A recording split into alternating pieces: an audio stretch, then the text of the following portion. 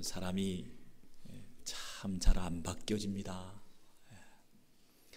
그리고 사람은 생각보다 굉장히 완고한 데가 있습니다.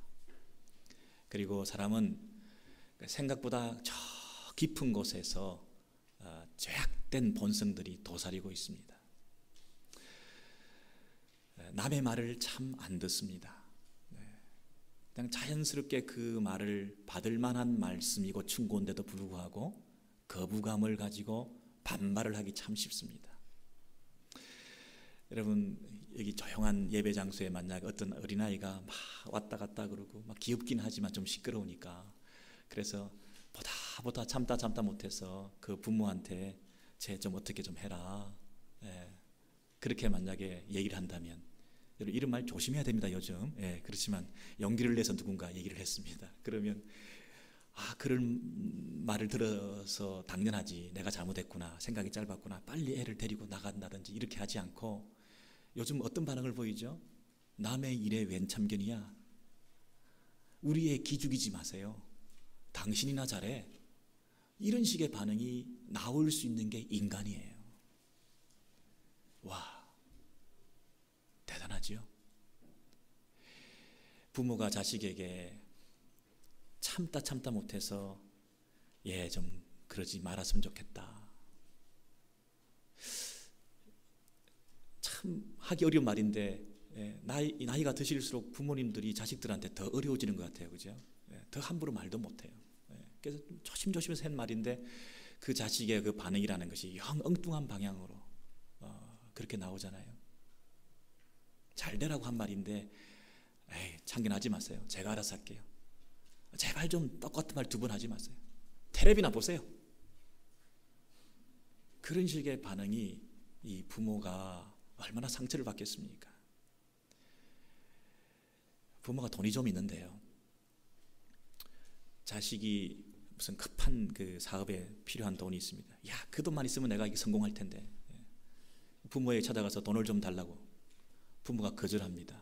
안 돼, 이거는 그렇게 쓸 수 없는 돈이야. 여러분, 그러면 그 부모의 말을 잘 듣고 그들을 순종합니까? 부모를 속여서라도 그 돈을 훔쳐오기까지 하는 게 자식입니다. 그 돈을 절대 못 내놓겠다고 하면 부모를 때렸어라도, 심지어 살인을 생각하면서까지도 그 돈을 뺏고야 마는 것이 자식입니다. 폐륜아들이 많습니다. 그게 인간입니다. 우리 속에 그런 것들이 있습니다. 아닌 것 같지만 우리 속에 그런 거 다 있습니다. 교회 공동체에서 우리가 생활하면서, 교회에서 우리가 헌신하고 충성하고 열심을 다해야 됨에도 불구하고 우리는 그런 일에 의무적으로는 등한히 하면서 권리 찾는 데는 참 혈안이 되어 있습니다. 나는 남의 말 많이 하면서도 남들이 나한테 무슨 말 한마디 하는 거 못 참습니다. 뒤집어 버립니다. 자기 중심성이 극대화되어 있는 죄의 본성이 우리 속에 다 있습니다. 남의 말 안 듣습니다. 해도 너무한다, 그래서 간신히 그럴 만하다, 그럴 말 들어 싸다, 그럴 평가를 받을 만하다 하는 그런 일들을 다 해놓고도 작은 불이익과 손해와 자기에게 자존심 상하는 일이 생기거나 조금 무시당하는 일이 생기면 그것으로 그냥 다 뒤집어집니다.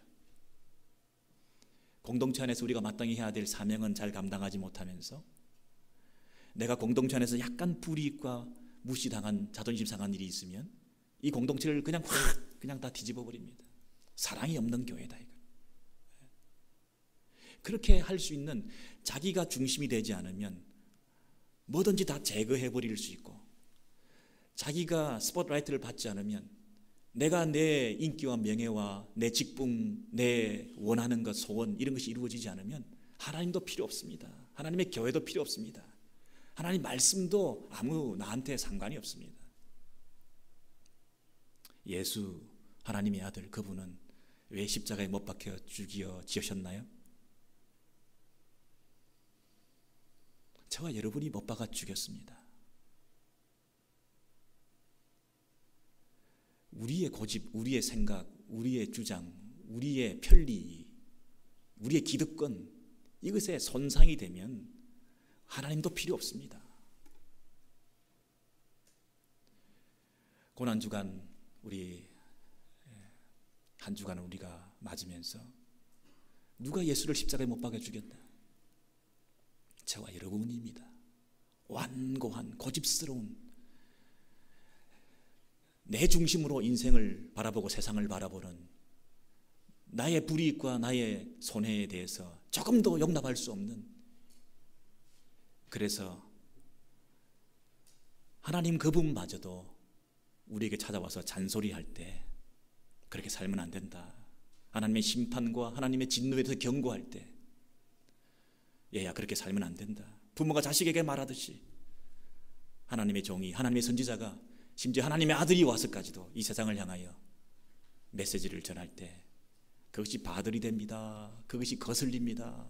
내 원하는 돈만 찾아내면 되는데, 내 원하는 목적만 이루면 되는데, 내가 원하는 세상의 성공만 이루어주는 하나님이 필요한데, 이 하나님은 나를 괴롭히고 나를 힘들게 하는 하나님이다. 내 기득권을 내려놓으라고 그런다. 더 낮은 자리에 내려가라고 그런다. 더 낮아져라, 더 겸손하라, 자기가 죽여야 된다, 죽어야 된다, 다른 사람에게 나를 양보해라, 불이익을 감수해라. 이 세상에서 예수 믿는 사람답게 살려면 자기를 내려놓아라. 이 세상적 성공이 참 성공이 아니다. 영원한 나라를 바라보라. 이 땅에서는 핍박을 당하는 것이 예수 믿는 사람의 태도다. 자기를 부인하라. 이런 메시지는 들어오지 않습니다. 여러분, 그런 면에서 저와 여러분이 오늘 이 말씀을 대할 때 하나님의 진노, 이 하나님의 진노에 대한 설교 제목을 딱 대하면서 웬 진노? 사랑의 하나님이 내가 뭐 이렇게 잘못한 게 있다고 또 진노를 받아야 돼? 일주일에 한 번 메시지를 들으며 예배 나왔는데 또 무슨 하나님의 심판? 이런 거부감을 가집니다. 우리는. 그 말은 뭐냐? 내가 그만큼 심각한 죄인이라는 것을 깨닫지 못하고 있다는 뜻입니다. 내가 얼마나 더럽고 추악한 존재라는 것을 깨닫지 못하기 때문입니다. 내가 꽤 괜찮다고 생각합니다. 내 안에는 더러운 것들이 있다는 것을 알지 못합니다. 그러므로 내가 심판받아 마땅하다, 하나님의 진노를 받아 마땅하다라고 생각하지 않습니다. 하나님의 진노에 대해서, 하나님의 존재에 대해서, 하나님의 거룩에 대해서 막연한 거부감을 가지고 있는 우리들의 이 모습이 바로 예수를 십자가에 못 박아 죽인 장본인들이다. 그 고집스러움, 그 완고함, 자기 중심성, 그것을 극복하는 것이야말로 이 고난주간에, 내 고집을 내려놓는 것이야말로 이 고난주간에 우리가 마땅히 해야 될 성도의 바른 자세다. 여러분, 이것이 없이는 또 한 번의 이 고난주간과 부활절이라고 하는 것은 연례 행사로 그치고 말 것입니다. 여러 번 계속해서 예수를 십자가에 못 박아 죽이는 역사를 반복해서 이 교회사가 여러분의 개인의 신앙생활이 지금도 진행되고 있다고 한다면 무슨 의미가 있겠습니까?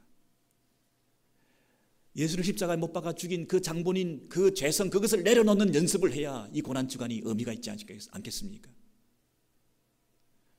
하나님께서 우리에게 그 많은 것들을 선물로 주시고 은혜를 주시고 사랑을 베푸시고 우리에게 크신 용서를 주셨는데도 불구하고 우리는 그 하나님을 인정해드리고 하나님을 높여드리는데 인색하고 하나님께 시간과 물질과 마음을 드리는데 인색하고 여전히 자기 중심적으로 살려고 하는 그 죄성으로 똘똘 뭉쳐서 작은 순종에도 결단하지 못하고 하나님의 말씀을 부담스러워하고 작은 헌신과 결단도 없는 이런 나약한 자기 중심적인 자기 욕심만 채우는 이런 탐욕적인 예수쟁이들이 되어가지고 이 고난주간은 무슨 의미가 있겠습니까?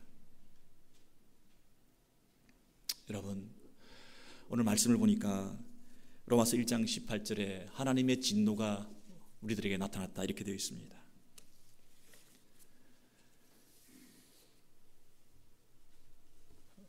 로마서 1장 18절에 하나님의 진노가 불의로 진리를 막는 사람들의 모든 경건치 않음과 불의에 대하여 하늘로부터 나타나나니.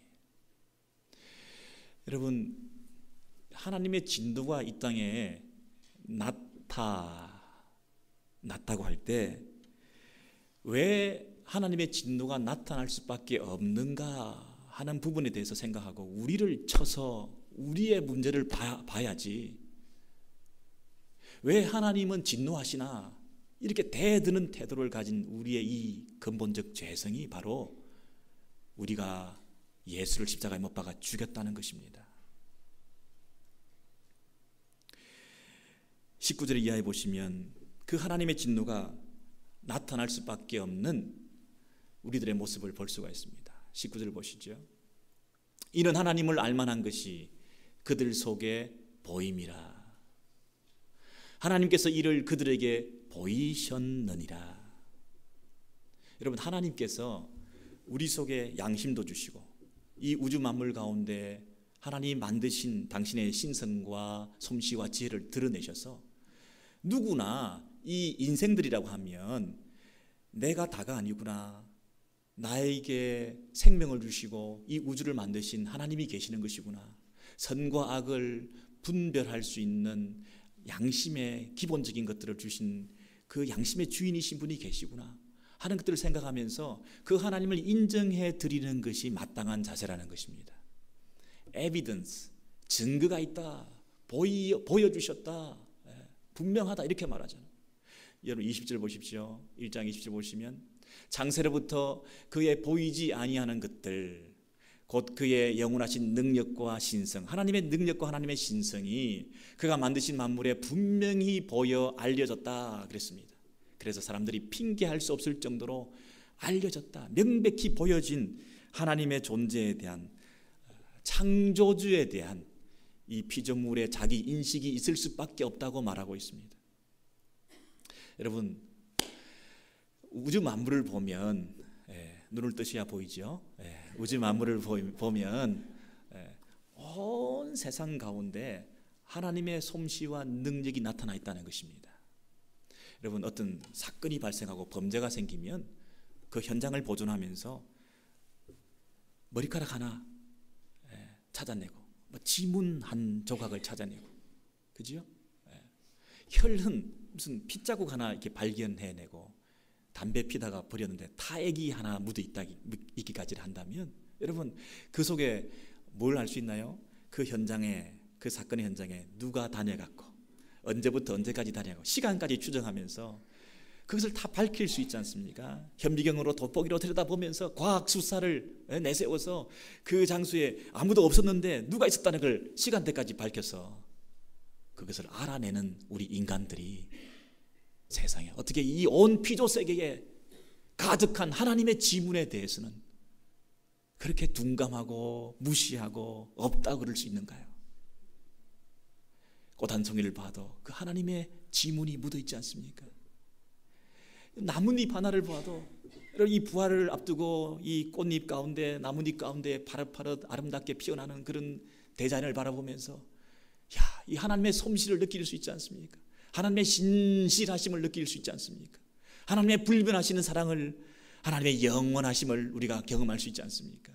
낮에 봐도, 밤에 하늘을 봐도, 바다를 봐도, 땅을 봐도 온 피조세계에 만연해 있는 그 하나님의 신성과 능력과 지혜와 솜씨를 보면서 우리 피조물들인 우리들은 그 창조주를 높일 수밖에 없잖아요. 그 창조주 하나님을 바라볼 수밖에 없잖아요. 근데 우리는 그 하나님에 대해서 인정하지 않습니다.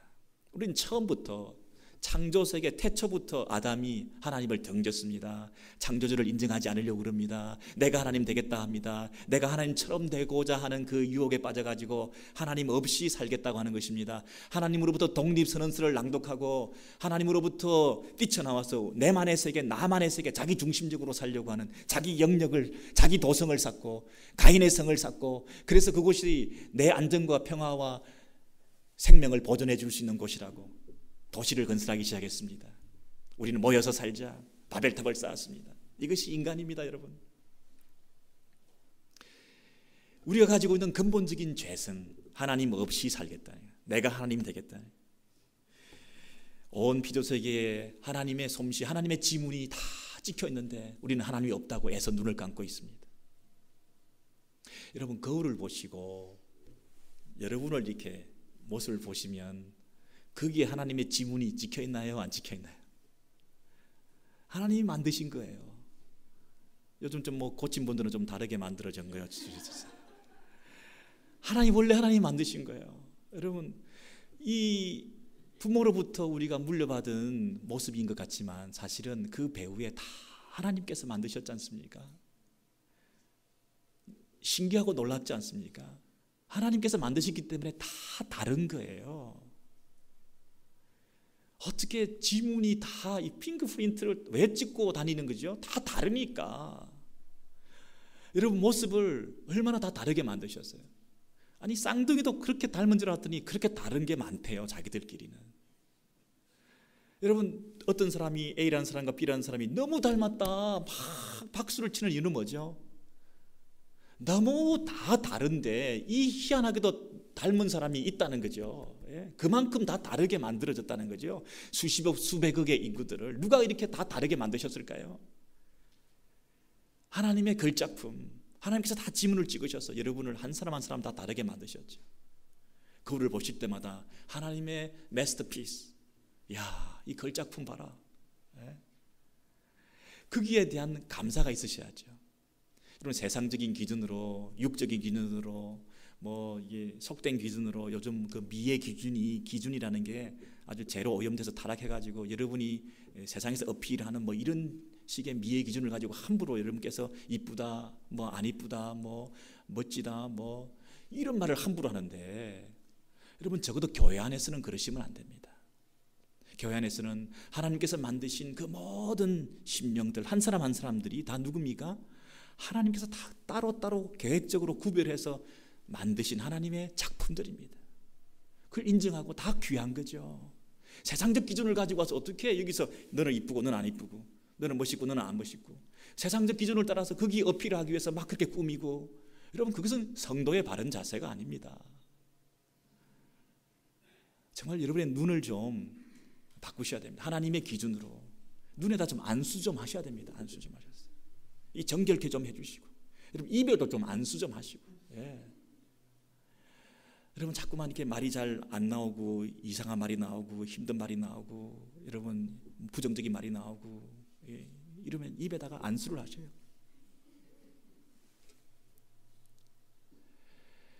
하나님께서 저와 여러분을 각자가 다 이렇게 만드셨다. 하나님의 지문이 찍혀있다. 감사합니다. 그러면서 우리가 창조주를 바라볼 수 있는 이것이 마땅한 우리의 자세라는 것입니다. 여러분, 우리 인간들이 창조주 하나님을 인정하지 않으려고 하는 것은 다분히 의도적인 것입니다. 너무나 자연스럽게 하나님을 하나님으로 인정하게끔 하나님께서 만들어 주셨음에도 불구하고 양심을 주시죠. 피조 세계 가운데 하나님의 창조의 솜씨와 신성을 보여주셨죠. 예수 그리스도의 복음을 참 진리를 이 땅에 보내주셨죠. 그럼에도 불구하고 우리가 그것을 억지로 거부하는 것입니다. 그 얘기가 로마서 1장 18절 이하에 이렇게 나와 있지 않습니까? 하나님의 진노가 불의로 진리를 어떻게 해요? 막는, 불의로 진리를 막는. 왜 진노가 나타났습니까? 우리가 진리를 막는 사람들이라는 거예요. suppress, 억지로 억제하는 거죠. 거절하는 거죠. 억누르는 거지 않습니까? 이 고집스러운 완고함, 반대 이런 속에 담겨 있는 그런 이 반항적인 의도적인 고집스러움이 이 진리를 막는 것입니다. 진리를 막는 사람들의 그 다음에 경건하지 않음, 모든 경건하지 않음, 이게 무슨 말이죠?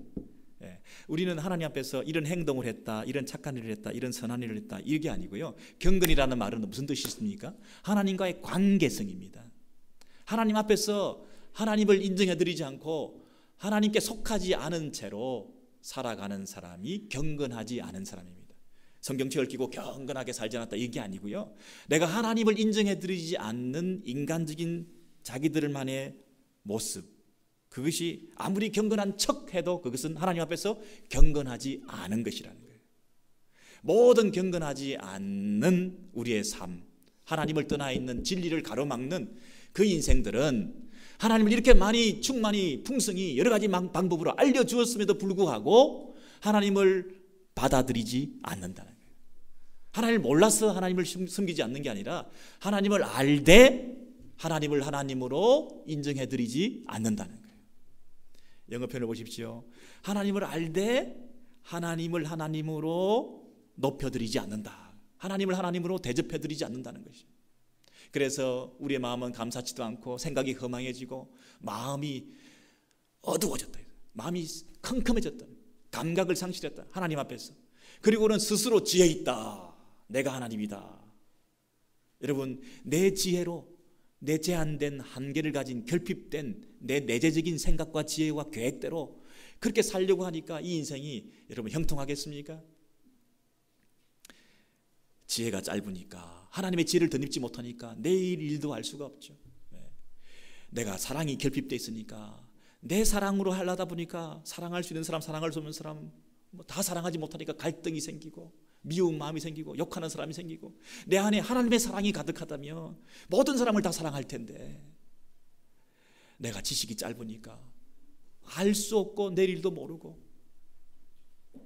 여러분, 우리의 이 결핍된 사랑과 결핍된 지식과 지혜를 가지고 스스로 지혜 있다, 내가 하나님처럼 살려고 할 때 내 주변에서는 모든 갈등과 분쟁과 아픔과 다툼만이 생길 수밖에 없는 그런 모습이 되는 거죠. 이게 인생들의 모습인데, 인생들은 그것이 좋다고 하나님 없이 그냥 내 힘으로 살겠다는 거예요. 이런 모습을 보이고 있으니 하나님께서 그 모습을 이뻐 보시겠습니까? 하나님께서 너무나 안타까워하시면서 당신의 아들까지 보내주시면서 그 아들을 통해서 하나님께로 돌아오라고 그렇게 콜링을 하셨음에도 불구하고 그 하나님의 아들까지 십자가에 못 박아 죽여버리는 우리의 이 완고함과 고집셈, 이것들은 하나님의 진노를 받아 마땅한 거예요. 하나님의 진노, 정말 그러실 만하다. 우리의 이 완고한 모습, 그것이 저와 여러분 속에 있는데 이것 좀 우리 오늘 해결했으면 좋겠습니다. 우주선을 타고 처음으로 대기권을 벗어났던 그 미국의 첫 우주 비행사는 그 대기권을 벗어나서 지구를 둘러보고는 너무 아름답다. 그래서 과연 하나님은 살아계시다, 이렇게 말을 한 반면에 그 당시 소련의 그 우주 비행사는 대기권을 벗어나서 달나라에 가서 그랬던가요? 뭐라고 그랬죠? 아무리 찾아봐도 하나님은 없더라 이랬잖아요. 여러분, 이게 신념의 문제거든요. 이데올로기로 무장되어서 이 마음이 굳어져 있는 사람들이 의도적으로 진리를 거절하고 억압하는 거죠. 내 마음이 완고해져 있는 사람이 진리를 가로막는 모습이 신념처럼 굳어져 있는 자기 생각과 자기 가치체계 때문에 하나님의 그 충만하신 역사에 대해서 인정하지 않는 거죠. 우리가 높은 산에만 올라도 좋은 경치만 봐도 우리 안에서 경외심이 터지지 않습니까? 이야, 이 창조주에 대한 자기도 모르는 이 본성이 경외심으로 표현돼서 이게 나타나는 것이 인간인데 그것을 억누르는 거예요. 절대 아니라는 거예요. 아니다는 거예요. 없다는 거예요. 이런 무신론적인 태도, 이것이 얼마나 어리석은가요? 어리석지요. 어리석은 자는 그 마음에 하나님이 없다 하도다. 여러분, 어리석은 자, 하나님이 없다, 그 마음에, 여러분, 이 무신론이라고 하는 것은 지적인 문제가 아니라 다분히 의도적인 마음의 문제네요. 머리에 없는 게 아니라 그 마음에 하나님이 없다, 내 마음에서 억지로 억누르는 거예요. 어떤 위대한 시인이, 어떤 무신론자가 알프스 산에 올랐답니다. 그래서 올라가가지고 그 멋진 경치를 보고 뭐라고 했다 그러죠? 정말 그 경치 가운데서 탄성이 오를 수밖에 없는, 고함을 지를 수밖에 없는 그 하나님의 신성과 능력에 압도될 수밖에 없는데도 불구하고 억지로 억누르면서 뭐라고 방백록에 썼다 그러죠? 무신론자 누구누구 다녀가다. 근데 그 다음에 찾아온 방문객이 그 밑에다가 뭐라 썼죠? 그 위에 사람을 하살펴 놓고 거짓말쟁이이거나 바보거나 둘 중에 하나다. 거짓말쟁이거나 바보거나 둘 중에 하나지 어떻게 여기서 이런 말을 쓸 수가 있느냐? 여러분, 세상에 무신론자들이 많다. 아주 고상하죠. 학자들 가운데, 위대한 분들 가운데 나는 무신론자다 이렇게 말하는 사람들이 있지만, 세상에 그렇게 어리석은 사람이 어디 있습니까? 여러분, 아버지 없는 자식이 있습니까? 나는 아버지가 없다 이러던 자식이 있습니까? 사람이 있습니까? 나는 아버지가 없다 이런 못된 놈만 있죠. 페류나만 있죠. 페류나죠. 페류나죠. 자기가 원하는 대로 돈을 안 주고, 자기가 원하는 대로 부모가 말을 안 듣고 잔소리만 한다고 그래가지고, 나는 당신 같은 아버지 필요 없어요. 나 왜 날 낳으셨나요? 이 모양 이 꼴로. 난 부모 없어. 아무 도움도 안 되고 필요가 없어. 맨날 잔소리만 하고. 그 페류나죠. 하나님이 없는 인생이 있나요? 무신론자라는 게 과연 존재할까요? 페류나죠. 여러분, 바보의 금메달이 무신론자예요. 얼마나 어리석은 말을 우리가 하고 있습니까? 억지로 그 마음에 없다고 억누르는 거예요. 지금 여러분, 저와 여러분 마음속에도 지금 억누르는 게 있어요. 이게 죄의 본성이니까 누구나 있는 거예요. 은혜의 물길 앞에 억지로 반발하는, 하나님께서 말씀을 주시고 은혜를 받는 순간에도 난 안 받으려고 하는 사람이 있어요. 그런 사람이 있어요. 그런 사람 봤어요, 제가. 생명의 물이 흐르는데 그것을 거스리는 사람이 있어요. 괜히 반발하는 거예요. 괜히 권위에 도전하는 거예요. 괜히 질서를 깨트리는 거예요. 괜히 내가 중심이 안 되면 용심이 나는 거예요. 내가 원하는 대로 안 되면 꾀랑을 놓는 거예요. 이 반발하는 심리, 권위에 도전하는 이 소화병적인 영웅심리, 이런 것들이 우리 속에 누구나 다 있는 거예요. 적어도 그러나 하나님에 대해서는, 하나님 앞에서는 여러분, 진리를 가로막을 때 하나님의 진노가 임한다는 거예요. 하나님이 심판하신다는 거예요. 하나님이 가만두지 않으신다는 거예요. 두려워하셔야 됩니다. 내 안에 있는 이 욕심, 자기 중심성, 이런 것들이 자기가 나도 모르게 이렇게 드러나가지고 함부로 말하고 함부로 평가하고 함부로 얘기하는, 심지어 여러분, 예배 드리는 자리에서도 우리가 하나님을 예배하는 것이 목적으로 모인 이 자리 아닙니까? 그러나 이 자리에 하나님만이 주인 되셔야 되는데도 내가 주인 돼 있어요. 예배를 평가해, 예배를 판단해요, 예배에 치사 선택을 해요. 이런 사람들도 있을 수 있어요. 내가 주인 되니까 얼마나 무서운 줄 몰라요. 이것이 무서운 줄 모르고 함부로 이런 짓을 해요. 하나님이 하나님으로 대접받는 예배가 되어야 이 예배 가운데 은혜의 물줄기가 강물처럼 흘러서 여러분 인생을 적시고 여러분의 자녀들이 축복을 받고 여러분이 인생을 고치고 하나님의 놀라운 그 축복과 능력과 지혜가, 솜씨가 여러분의 인생 가운데 작업할 거 아닙니까? 그걸 가로막고 있으면, 마음을 닫고 있으면, 그 고집스러움과 완고함이 있으면 여러분 인생이 결핍에 차단된 은혜의 물줄기 가운데 여러분의 인생은 말라 비틀어질 수밖에 없어요. 이게 얼마나 무서운지를 몰라요. 함부로 말하지 마세요. 여러분이 우리의 삶 가운데 하나님께서 지금도 개입하셔서 일하시고 계시는 그 하나님을 신뢰하셔야 됩니다. 창조론과 진화론을 우리가 보면서도 지금 여러분의 마음속에서도 괜히 진화론을 더 수긍하려고 하는 그런 본성들이 있어요. 왜냐하면 우리 안에는 창조주를 밀어내려고 하는 마음이 있기 때문에. 이미 우리의 세금으로 만들어지는 이 모든 각종 교과서에, 생물 교과서에, 과학 교과서에 무신론의 홍보 잡지가 되고 있잖아요. 과학 교과서가 무신론의 홍보 잡지다. 적어도 창조론과 진화론을 둘 다 가설로 인정해서 둘 다 똑같이 게재해주고 인정해주고 가르쳐야 될 텐데 이 세상은 어떻습니까? 버젓이 진화론은 정설로 가르치고 창조론은 가설로라도 인정해주지 않는 이런 모습들이 인간의 근본적인 창조주를 밀어내는, 하나님을 인정하지 않으려고 하는 이런 본성들이 우리 속에 있는 거 아닙니까? 사람들이 틀린 것은 좋은데 틀린 사람들이 꼭 가지고 있는 게 고집스러움이에요. 틀린 사람들이 이 고집스러움까지 보태져 가지고 나중에는 뭐라고 얘기합니까? 그래, 나 무식하다 어쩔래? 하나님 앞에서 적어도 이런 태도를 가지시면 안 돼요. 하나님의 진노가 임한다. 예수 믿는 사람들이 복음을 전하기 위해서 친구들에게 얘기를 하고 이렇게 복음을 전하려고 애를 쓰고 그러다 논쟁이 붙어가지고 결국은 믿지 않는 사람들이 우리들은 뭐라 그러죠? 나 지옥 갈래 그냥. 이런 말을 함부로 해요. 고집스러움, 무지한 자가 고집스러워가지고, 아까 찬송했던 것처럼 무지한 우리가 예수를 십자가에 못 박았네. 무지했던 우리가 예수를 발버리 십자가에 못 박을 수밖에 없던 우리의 모습, 이 완고함. 누가 예수를 십자가에 못 박아 주겠나요? 우리의 이 우리 속에 있는 이 완고함, 고집스러움. 나 그냥 이대로 살다가 죽을래. 타치하지 마, 간섭하지 마. 말씀도 싫고 무슨 가르침도 싫고 그냥 난 내대로 살도록 내버려 두셔. 교회 나와서까지도 말씀을 등한히 하고 말씀대로 순종하지 않는다고 한다면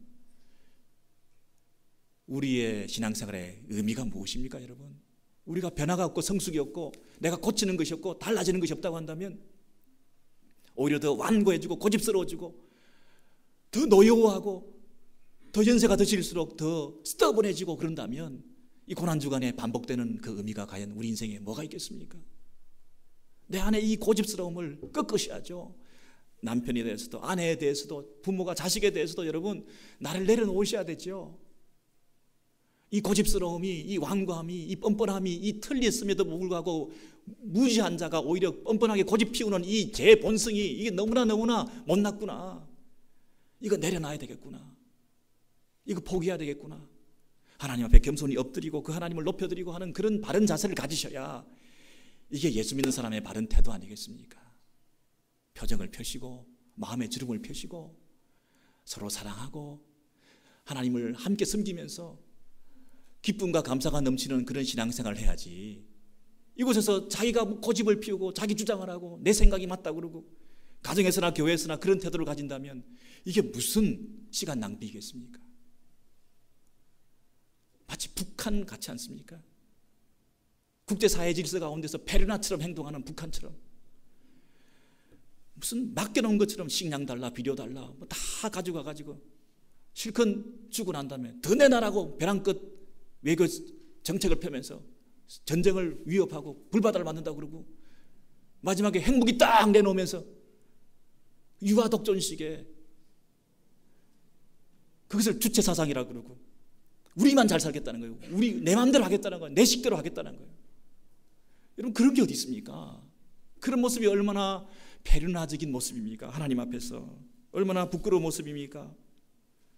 사춘기 아이들을 키우다 보면 여러분 아이들이 의식주를 부모가 다 해결해 주는데도 불구하고 얘들이 어느 날 문을 쾅 닫아버리고 자기만의 세계 자기 방 안에 들어가가지고 부모와 대화를 단절하고 여러분 부모가 모든 것을 다 제공해 주는데 그 안에서 부모를 거절하고 자기만의 세계를 문을 쾅 닫아버리고 자기가 있겠다고 얘기하는 그 어리석은 모습처럼 말이죠.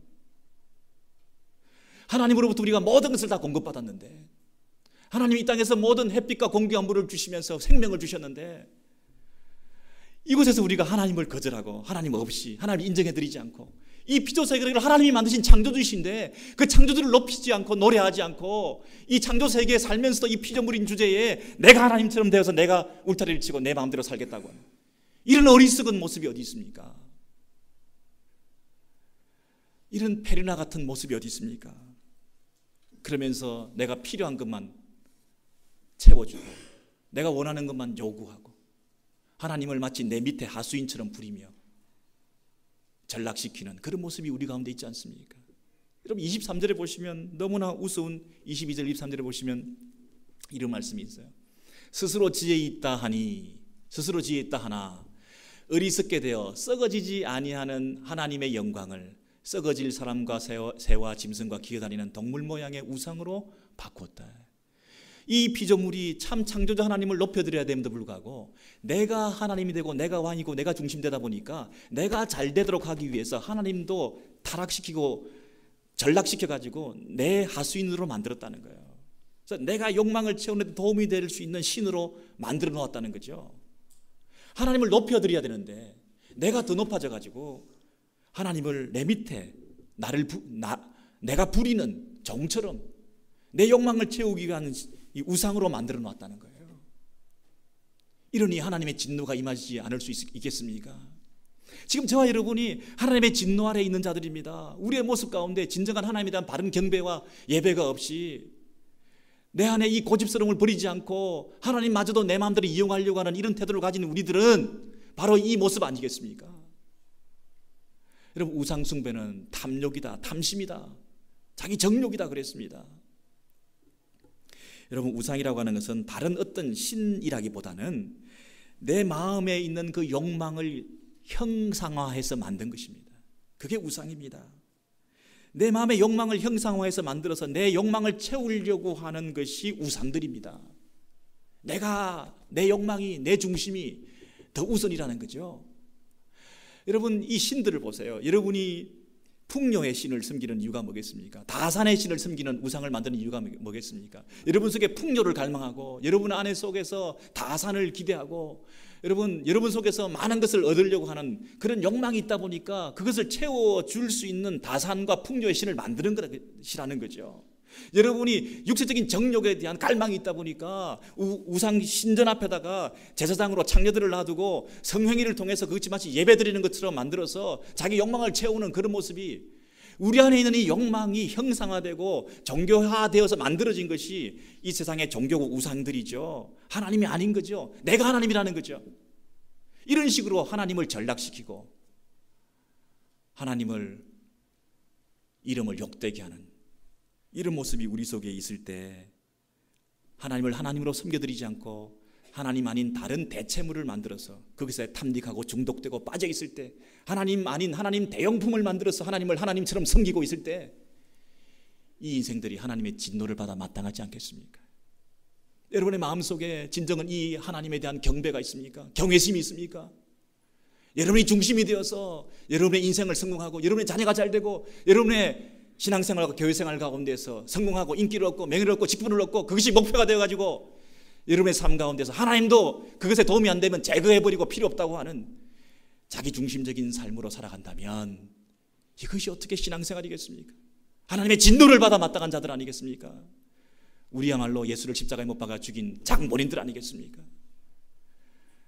이 안에 우리 속에 그 완고함, 고집스러움, 진리를 가로막는 서프레스, 진리를 억지로 억누르는 우리 속에 있는 이 더러운 죄악된 뿌리 깊은 이 본성들을 예수 십자가의 보혈의 능력으로 해결하시고 정결게 되고 새로워져서 이제는 예수님의 십자가 붙들고 하나님께 나아가 창조주 참 하나님, 우리의 구원자 되신 그 하나님만을 제대로 높여드리는 진정한 예배가 회복될 때에 우리 힘으로 살 수 없지만 하나님의 능력으로 영혼을 살게 되고, 우리의 결핍된 제한된 지혜와 사랑과 능력의 힘으로는 우리가 남들을 다 사랑할 수 없지만, 그러나 예수 십자가 붙들고 하나님께 나아가 하나님의 그 사랑을 공급받고 물붓듯이 부어주시는 그 하나님의 사랑을 힘입어서 모든 형제들을 사랑하고 품을 수 있는 그런 진정한 성도가 되어야 되지 않겠습니까?